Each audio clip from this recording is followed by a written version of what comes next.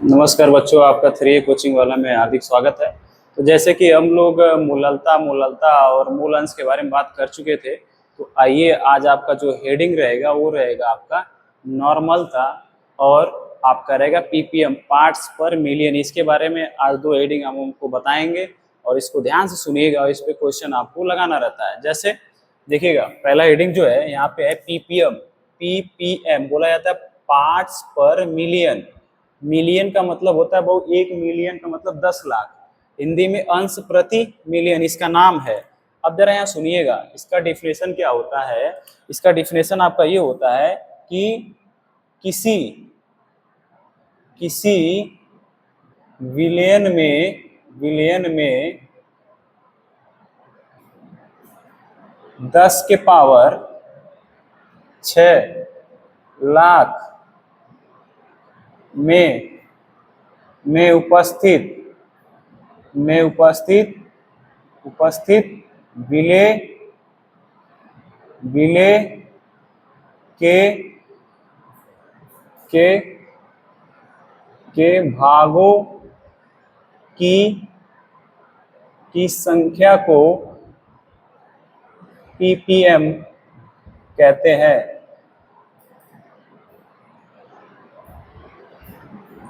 ध्यान सुनिएगा, डिफिनेशन क्या हुआ। किसी विलियन में 10 के पावर 6 लाख मतलब होता है 10 लाख।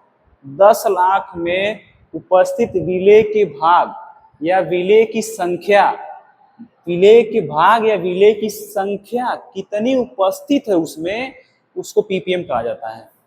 सिंपल सा फॉर्मूला, 10 लाख में विलेय के जितने भाग होंगे, जितनी संख्या होगी, उसी को पीपीएम कहा जाता है। फिर से समझिएगा, जैसे मान लीजिए 10 लाख लीटर का कोई टंकी है और उसमें आप मान के चलिए एक आध बोरा जो चूना होगा वो मिला देंगे, तो ये बोला जाएगा ना कि 10 लाख लीटर में एक बोरा जो चुना गया है उसकी संख्या कितनी है, यानी विलेय की संख्या कितनी है। अगर आप बता देते हैं तो वही पीपीएम कहलाता है।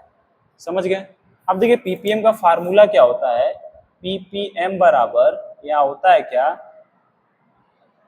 विलेय की संख्या बटे विलियन की संख्या या फिर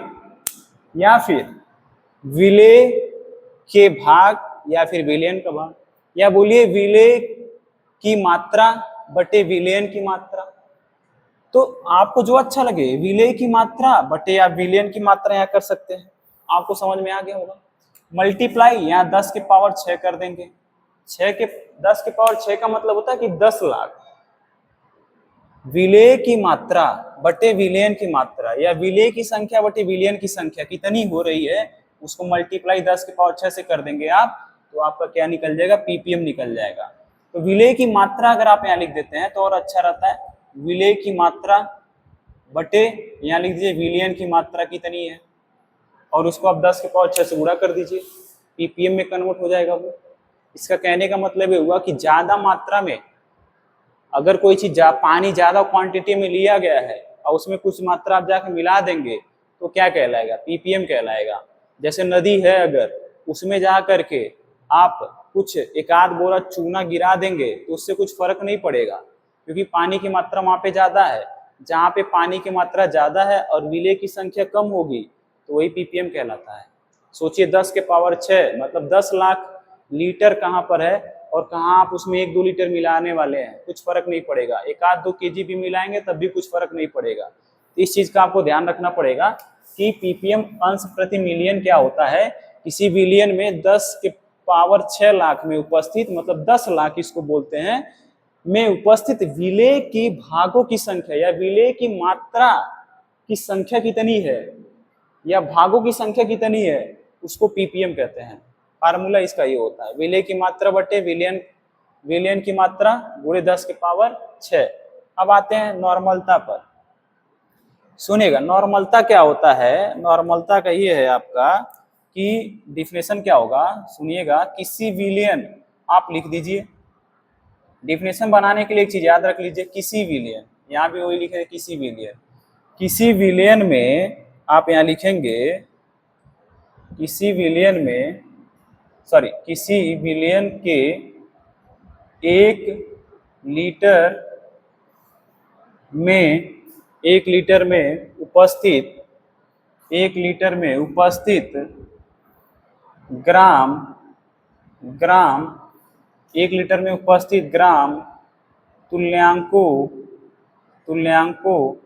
की संख्या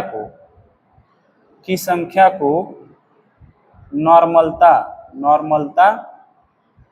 कहते हैं। सिंपल सा फंडा है, यहाँ पे ध्यान सुनिएगा। क्या कह रहा है यहाँ पे? किसी विलयन के 1 लीटर में, यानी कोई सा भी विलयन आप लीजिए, 1 लीटर में उपस्थित ग्राम तुल्यांकों की संख्या आपको निकालना क्या है? ग्राम तुल्यांकों की संख्या अगर आप निकाल देते हैं तो पता चल जाएगा कि यहाँ पे नॉर्मलता कितनी है।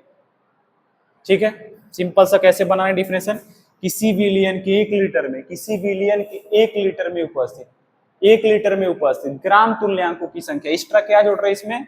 ग्राम तुल्यांकों की संख्या। ग्राम तुल्यांकों की संख्या को नॉर्मलता कहते हैं। यहाँ पे क्या था? किसी विलयन में 10 लाख में उपस्थित विलय की कितनी संख्या है या विलय के कितने भागों की संख्या है, अगर आप बता देते हैं तो उसे पीपीएम कहते हैं। फार्मूला क्या होगा नॉर्मलता का? देखिए यहाँ पे नॉर्मलता का फार्मूला क्या होगा? नॉर्मलता का फार्मूला यहाँ पे होगा कि यहाँ लिख दीजिए ग्राम तुल्यांक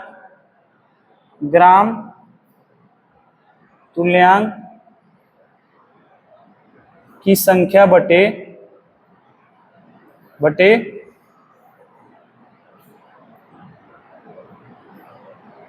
ग्राम तुल्यांक की मात्रा लिखिए, आसान रहता है। विलयन की मात्रा आपको ये लिखना है।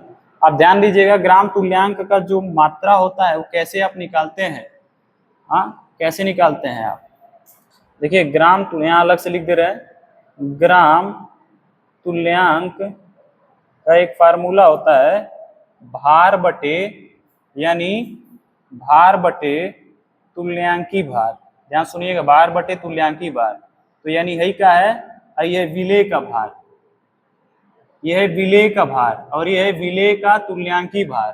तो इसको अच्छे से आप लिख लीजिए। यहाँ लिख लीजिएगा विलय का भार, यहाँ फिर लिखिए विलय का तुल्यांकी भार, क्योंकि जो तुल्यांकी भार होता है, ग्राम तुल्यांक की मात्रा जो होती है वो विलय का ही तो बताया जाता है।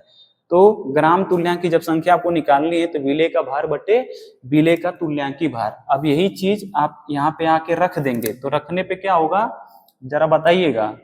विलय का भार बटे, अब भाई देखो बहु हाइजन बटे नीचवा आ गया, हो गया विलय का तुल्यांकी भार, ये तो हो गया। अब देखो इसी के बट्टे के नीचे क्या था? विलयन की मात्रा भी थी ना, तो गुणे क्या हो गया यहाँ पे? विलयन की मात्रा, विलयन की मात्रा, ये हो गया आपका क्या? नॉर्मलता। ये हो गया नॉर्मलता का फार्मूला। बहु ध्यान रखना कैसे निकाला जाता है। आपको फिर से एक बार रिपीट कर देते हैं। पीपीएम क्या होता है? किसी विलयन में 10 लाख में उपस्थित विलय की कितनी संख्या है, कितने भागों की संख्या है, अगर आप बताते हैं तो पीपीएम कहलाता है। पीपीएम का फार्मूला होता है क्या? विलय की मात्रा बटे विलयन की मात्रा गुणे 10 की पावर 6। नॉर्मलता क्या होता है? किसी विलयन की 1 लीटर में उपस्थित ग्राम तुल्यांकों की संख्या। वो मेन चीज क्या है? 1 लीटर में ग्राम तुल्यांक की संख्या बताओगे तो नॉर्मलता रहेगा। लेकिन अगर 10 लाख में उपस्थित विलय की मात्रा बताओगे तो वो पीपीएम रहेगा। फार्मूला क्या होता है? ग्राम तुल्यांक की मात्रा बटे विलयन की मात्रा। ग्राम तुल्यांक का फार्मूला होता है विलय का भार बटे विलय का तुल्यांकी भार। वही फार्मूला लेके यहाँ पे रख देंगे, नीचे मल्टीप्लाई हो जाएगा विलयन की मात्रा से। ये होता है नॉर्मलता का फार्मूला। आप अच्छे से इसको नोट डाउन करें, ठीक है? फिर क्वेश्चन बताते हैं।